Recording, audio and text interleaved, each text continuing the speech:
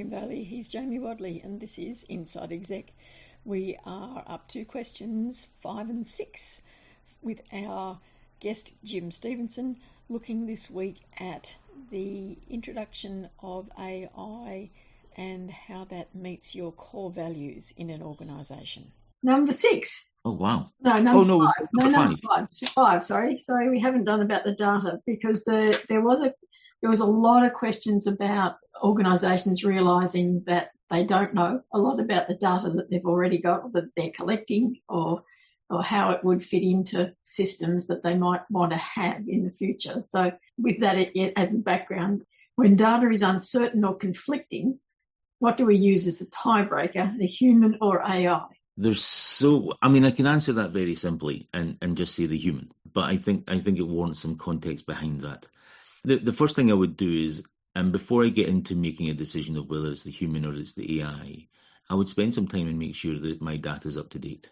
It's worth just doing and then the human AI question kind of goes away almost. Yeah. If your data is all up to date, you've kind of cleansed it, you know what's there, and when you say it's a name field, it's got a name in it, and when you say it's a telephone number, it's got a telephone number, and you do all that stuff. The human v the AI thing, though, is at the moment you use humans. Your business is going okay, humans are making the decisions. Let's treat that as the status quo. So let's always have humans in the loop, making decisions. And if nothing else, your business won't break, and it might not go forward, but it won't break. You've got the status quo. Keep the status quo until you can prove that AI is better. So introduce AI, see how AI is comparing against your humans. And when the data of the AI decision-making is it's quicker, it's faster, it gets more answers correct, whatever it is, then start to rely on your AI more. I'd always keep a human in the loop, whether it's once a day checking, whether it's once a month checking. As you get more confident in the answers your AI is giving you, I would reduce the amount of checking I do. I'd always have audit logging so that I can always go back and check what's happened. But humans are your status quo. Let's keep the status quo until something better comes along and prove that something better is actually better. So implement AI, gently monitor it, check it, and when you see that it's doing better than humans are doing, then start to trust and believe in it more and give them more free hand. In the same way as you would pretty much with a new employee. Yeah. You don't have a new employee coming in and just saying, yeah, go for it. You run the company, I'm on holiday. Introduce them gently, make sure they understand what they're doing and go for it. And I mean, even having said that, I think we now know that AI is better at diagnosing a number of medical conditions. It gets it more accurate. It does it quicker. It can catch medical conditions earlier than humans do. You still have a doctor coming into the room and telling you you've got the condition.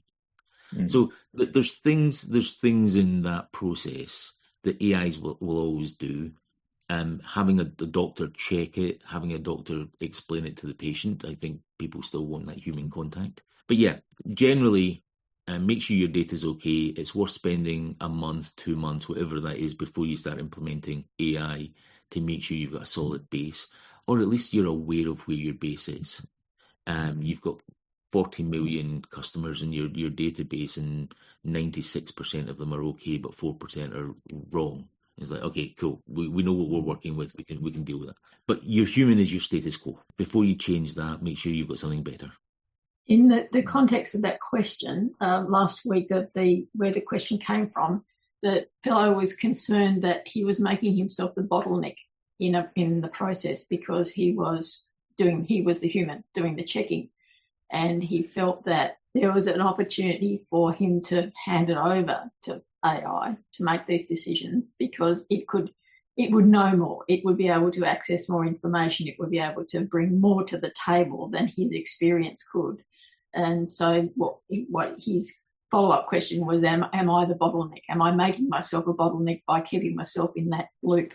Yes, if he thinks that's what's happening, then that's probably what's happening, and he is the bottleneck. It kind of feels like, and I'm not sure the size of his business or what his business is, but it kind of feels like he's a micromanager. He's the one that does everything. He wants to do everything. And whether that's an AI that he's got underneath him doing the work, or whether it's a team, I think at some point he needs to have confidence in his processes. If he has processes, write them down, understand them, be clear on them, understand which ones you can delegate, whether it's to another human or to an AI, and then have confidence that actually if I give you this, this is what I'll get back. Verify it, manage it. But yeah, micromanagement is micromanagement, whether it's an AI or a human being.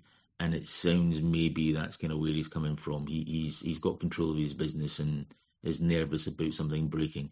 And I get it. I can be like that as well. So I'm not criticizing him. But I think in the world of AI, treat them like human beings, but you've got to trust them to do what you need them to do. Yeah. The context of the conversation last week was about CEOs feeling like they had lost their career path, basically. That if they weren't running a business that was their own, where was their career path? Because increasingly their worth in terms of knowledge was being eroded by an entity that would know more than them. See, I've never thought of a CEO's worth being his knowledge. I always think of a CEO's worth being his decision making. And if you have a CEO making a bad decision, then he's a bad CEO. You have a CEO making a good decision, he's a good CEO, regardless of the knowledge that's underneath it. And I think the knowledge underneath it goes into the decision making, but I wouldn't see a CEO's value being in that knowledge. It's in the decision making. And as we said earlier on with the creativity and the judgment, at the moment, that's not something that AI should be taking over. Yeah. You still need someone to look at it. And even if you've used a simple OpenAI, Claude, whatever it is, ask it a question and then say, oh, I don't understand that. I think you've got it wrong. More often than not, it'll come back and say, actually, you were right. I didn't consider this. So you can't use AI and just blindly assume that it's going to kind of get everything right. You've got to challenge it. You've got to push it to get the right answers. So, yeah, no, I don't think CEOs have a problem just quite yet. Okay. Someone's got to be responsible for the mistakes that happen downstream. So, we need someone there. Yeah, exactly. Private equity's got to have someone they can phone up and shout at. I'm sure they'll be thrilled to hear that. Yes. All right, number 6. When reviewing our core values, and the CEO said to bring them into the 21st century, so it's a while since they've looked at them, obviously. And we find that fully automating a process or a service doesn't align with the current core values. Should we try and rephrase them, or were they a tactic all along and we should just get rid of them? And this was very much in relation to customer service. So it was an organisation where they have now pretty much automated the customer service side of things, where it used to be a human that was doing it. And their core value that was related to that was about their empathy for customers. Do you know if they automated their customer service using AI? Yeah, they have. Okay, so I know we were joking about we've only gone through kind of like 3 questions and we're already in. This is going to be a long answer. There is so much to this. There is so much to this. One, if you've not reviewed your core values in a long time, I think if you wrote them well to start with, that's fine. Your core values shouldn't be something you're changing every week. So your core values should be there. I think the challenge with most people with core values is they pin them in the wall and then look at them in 10 years' time and go, actually, that's where we were. And they're not something you live by. They're generally not something that you're looking at day to day. I saw an interview with Simon Sinek, and he great was favourite of ours, yes. Yeah, no, he's pretty cool. He was advocating that values should be written down as verbs, and so doing things. So honesty becomes tell the truth. Integrity becomes do the right thing. Innovation becomes find new ways to solve problems. Because I think if you've got innovation, honesty, and integrity, which 99% of the companies out there have on the wall somewhere, it's so unrelated to actually what you do day to day. Whereas if you can go back to one of your leaders and you say, did we do the right thing in that circumstance? Mm-hmm. It's easier to make sure the company's living by its values. And again, it goes back to culture. Culture is your values times your behaviours. If you can manage your behaviours against your values, then you build the culture you want. So people challenge you and saying, did we do the right thing? In that instance says, are we living to our integrity? So I think there's a whole piece of work around about your core values. Are you living by them? Are you able to manage them? Are you able to see that the organisation is living by them? But AI should not be changing your core values. Mm-hmm. You should be making AI live to your core values. Mm-hmm. So when you're saying we want to be honest, tell the truth, we should make sure that no matter what the bad news is you're giving to a customer, you're telling the truth. I'm really sorry. this is where you are, this is what's happened, this is the situation that we're in. You shouldn't be trying to manipulate that in any particular way. But then that also gets into a whole new stream of rabbit hole we can fall down. I wrote an article a couple of weeks ago in Forbes about bias in AI. In the same way as all humans are biased, all AI is bias. And the problem with bias is there's no right and wrong bias. No. If you think you're right and you're right wing, then you're right and you're right wing. If you think you're right and you're left wing, you're right and you're left wing. Yeah. Everyone has a bias in them, and you cannot say it's right or wrong. It's just what it is. So, for example, and I'm not a huge fan of Grok, and we know that Grok's allowing you to do very bad images of people and to become Nazis and all those kind of things. Would you put a Grok LLM into your customer service process, knowing that it might be coming back with something that is extreme, or even worse, more subtly biased in what it's actually doing to your customers in that process? So I think you do not change your core values to accommodate AI. You make AI live to your core values, because that's what you are as a company. That's authentic. That's what your customers expect, and that's who they are working with. That's who they think they're buying or working with for your services or your products. But you do have to be careful how you implement that to make sure it's working to your core values. But that does not take away from the fact that you need your core values to be something that you're working with every day. You need them to be what you want them to be, and you need to be able to see in your organization every day whether you are actually living by them. So changing innovation to find new ways to solve problems, changing integrity to doing the right thing, makes it easier for us humans to see it. It also gives a set of instructions that you can give to AI. It would have to make it easier to explain to AI, this is how you have to frame your responses. Yeah, if I put into AI and say the core values are honesty, integrity, innovation, AI is going to go, because that's what I would do. It's just going to, shrug shoulders. I have no idea what I'm doing with that. I think in the early days of the rollout of AI, it was just a matter of, this AI will work for you, and plug it into your business. And I think the question to me echoes of, this is what we were given, but it doesn't seem to align with who we are. Whereas now, you're not getting one off the rack, you're getting one that's made to measure. And in that case, it should be a no-brainer. It should copy exactly what you're doing at that level, just do it a little bit faster and a little bit more efficiently. So, that's what I'd like to think anyway. And to be honest, that's a point.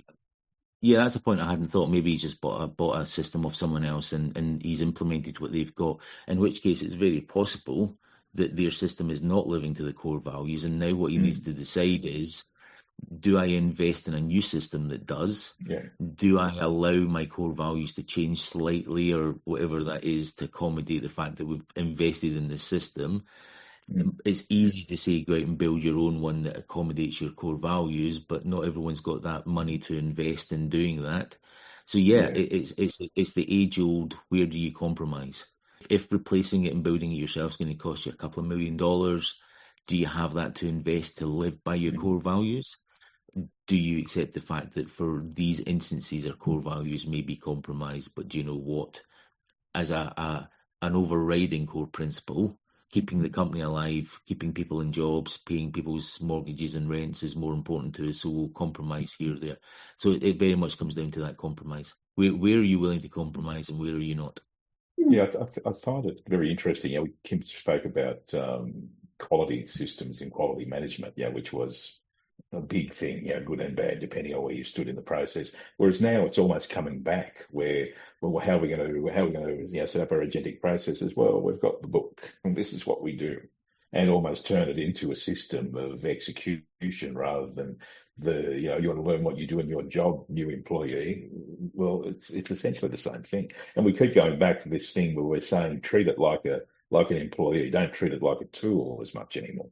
And I think that's probably that's what we have to do. And I think I still struggle with that a bit. I'm just starting to play with the agentic stuff myself, but it seems to make more sense. As you say, you wouldn't turn over the company to a new recruit that you got last week. Yeah, no, completely. And it's amazing, and you'll have seen it yourself. Whenever you talk to most companies, the answer to fixing most companies is go back to basics. And AI is just the basics.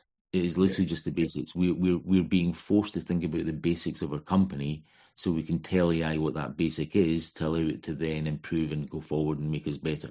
Yeah, exactly. You can't expect it to make up the answers for questions that you can't answer yourself and say, well, you go off and make it better because I haven't got the skills or the time or the inclination. Yeah, I think you've hit the nail on the head, though. If you don't tell it, it will make up the answers. Yeah. And suddenly you've got a big risk. It's like, hang on, who said that? That's right. When did we become this type of company? Who made that up for me? That's right. Who ordered grog? Yeah. Well, we heard that guy talk about it on that podcast. He kept mentioning it, so it must be good.